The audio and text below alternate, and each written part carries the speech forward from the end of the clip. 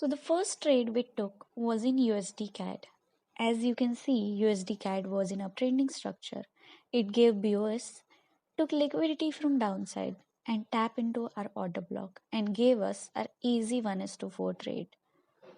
Next trade we took was in gold. As you can see, gold was in downtrending structure. It gave BOS, went for retest, tap into our order block and gave us our 1:3 trade. Next trade we took was in USDCHF. USDCHF gave change of character. Then we mark our Feb levels. It tapped into our zone and gave us our easy 1:5 trade.